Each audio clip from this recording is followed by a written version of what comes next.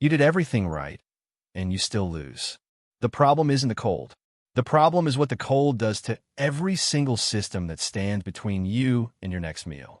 Most people picture a winter blackout as a temporary inconvenience, a few dark hours, some candles, a funny story to tell at work on Monday morning. What they never picture is that the average American grocery store holds less than 72 hours of food inventory on its shelves at any given moment. Not 72 days, not 72 weeks, 72 hours. That is the tension hiding in plain sight every single time you walk through those automatic doors. The store is not a warehouse. It is a display case sitting at the end of a just-in-time delivery chain.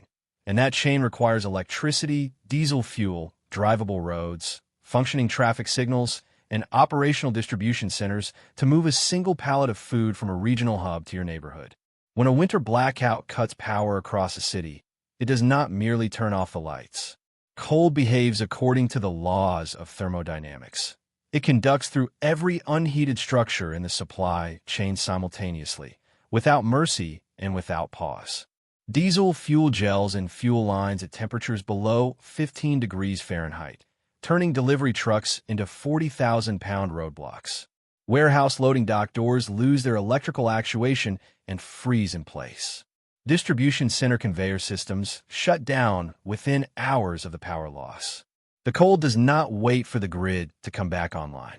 It works around the clock, methodically and with total indifference, and it does not care how prepared you believe yourself to be. Here is what the survival community consistently gets wrong about winter blackouts, and why that particular mistake carries a body count. The first myth is that grocery stores will restock within a day or two once the worst passes. This is a comfortable fantasy constructed entirely from normal weather assumptions, and it will kill people who believe it. In a regional winter blackout, restocking requires trucks. Trucks require navigable roads. Roads require plowing and salting equipment. Equipment that runs on diesel fuel and operates on shift schedules that collapse almost immediately when the crews managing those shifts are simultaneously dealing with frozen pipes, sick children, and dark homes of their own. During the 2021 Texas winter storm event, multiple counties reported roads that were physically impassable for 72 consecutive hours. Several rural and suburban delivery routes stayed closed for more than a week. Supply trucks that reached regional distribution hubs could not complete their deliveries because frozen loading dock systems could not open. The stores that retained product retained it only because they had it before the event began. Once those shelves cleared, and in most severely affected areas they cleared within the first 18 hours of the event, they stayed empty. There was no restock coming. There was no cavalry rolling down the highway. There was only what people had in their homes when the lights went out, and most people had roughly 3 days. The second myth is that a neighboring city or county with functioning power is just a short drive away.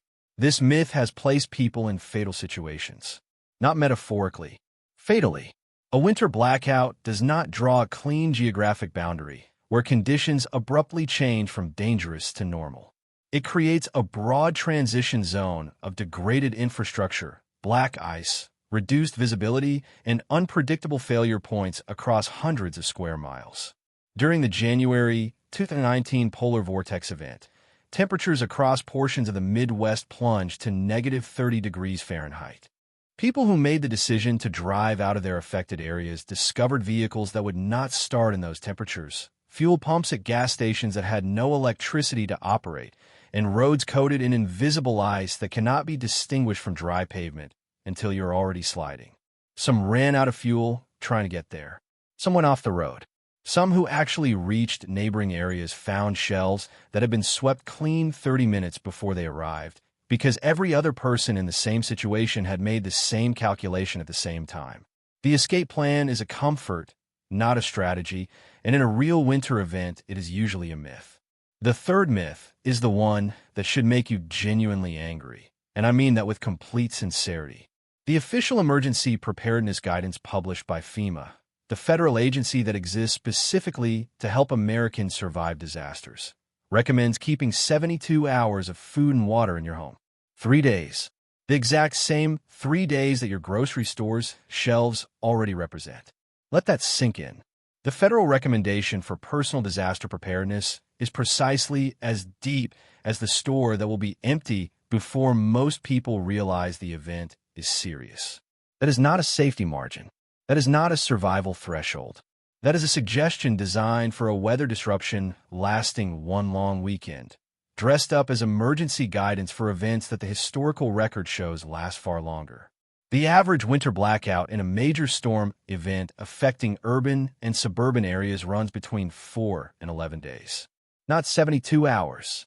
4 to 11 days, verified across multiple large-scale events in this country. Every hour you live under the assumption that 3 days is enough, you're standing inside a gap between official guidance and documented reality, and that gap has consequences.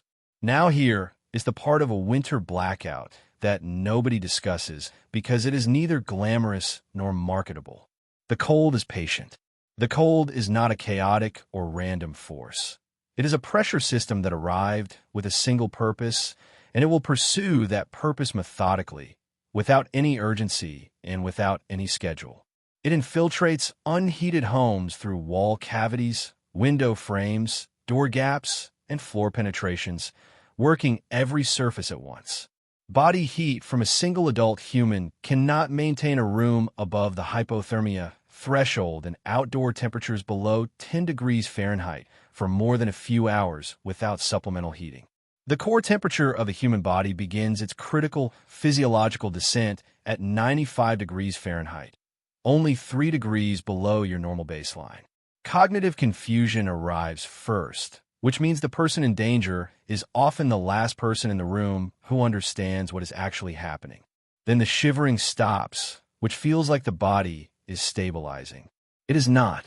It is the body abandoning its peripheral defense. Then organ systems begin prioritizing core preservation over everything else.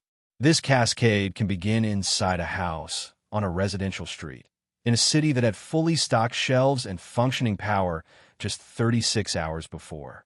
That 36-hour corridor, from the moment the lights go out to the moment the cold has fundamentally compromised both your environment and your supply situation, is your danger window. What you have at hour zero of that window is what you have. There is no supplementing it once it closes. Period. Let me tell you about David.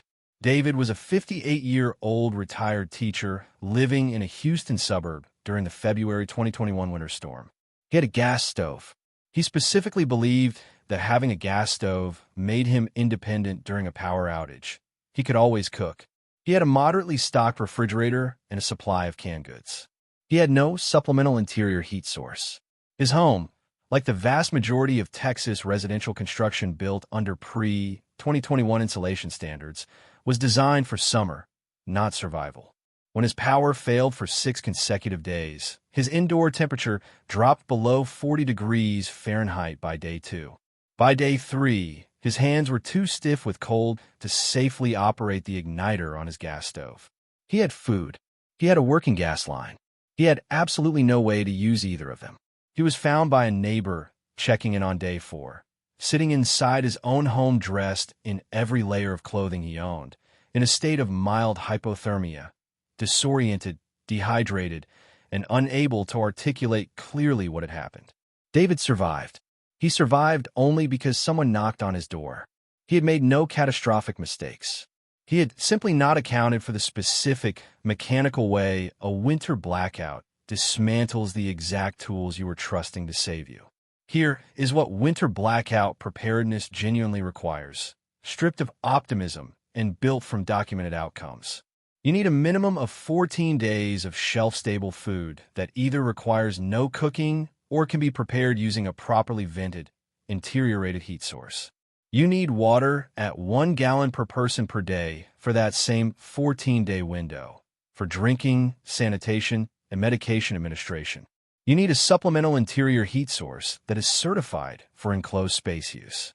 Not a propane grill, not an outdoor generator run through a window, not a camp stove operated without ventilation. Carbon monoxide is invisible, odorless, and at sufficient concentrations it renders a person unconscious before they can reach a door. You need sufficient battery capacity, power banks, hand crank radio, backup lighting to sustain communication and basic function for the duration. You need sleeping bags rated to 0 degrees Fahrenheit or lower, because if the power stays out long enough, the difference between your home and the outdoors becomes statistical rather than structural. And you need to build all of this before the first forecast alert appears on your phone, because the moment that alert publishes, the shelves begin emptying and the delivery window begins closing. Before this video ends, this must be stated with total clarity, because the well-being of everyone watching depends on it being understood. Nothing in this video constitutes professional emergency management guidance, medical advice, or legal instruction of any kind. All personal preparation decisions must be made in full compliance with your local laws, regulations, and building codes. Under no circumstances should any combustion appliance, a generator, grill, gas burner, or camp stove, be operated inside an enclosed living space. Carbon monoxide poisoning is consistently among the top causes of preventable death during winter weather events in the United States, and it acts fast enough to prevent a person from self-rescuing.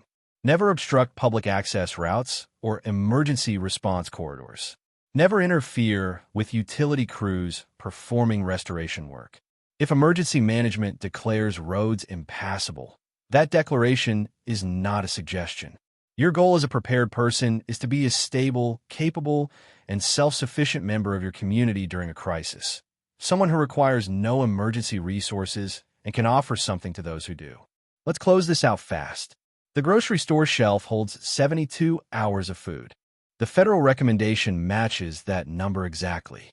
The actual winter blackout runs 4 to 11 days. Your danger window is 36 hours wide, and it closes without warning. The cold is methodical and patient and does not need the grid to come back to keep working. Driving out is not the escape route it appears to be. A gas stove is useless when your hands are too cold to operate it. Build 14 days of no-cook food supply. Secure 1 gallon of water per person per day for the same window. Establish interior safe, supplemental heat before the forecast drops. Carry sleeping bags rated to 0 degrees. Keep a hand crank weather radio charged. Make those decisions today while your city is warm and the shelves are full and the roads are dry, because the people who survive the worst winter events are never the people who started preparing when the storm was already in the forecast. They're the people who prepared on an ordinary afternoon when no one else thought it was necessary. Subscribe before you need this.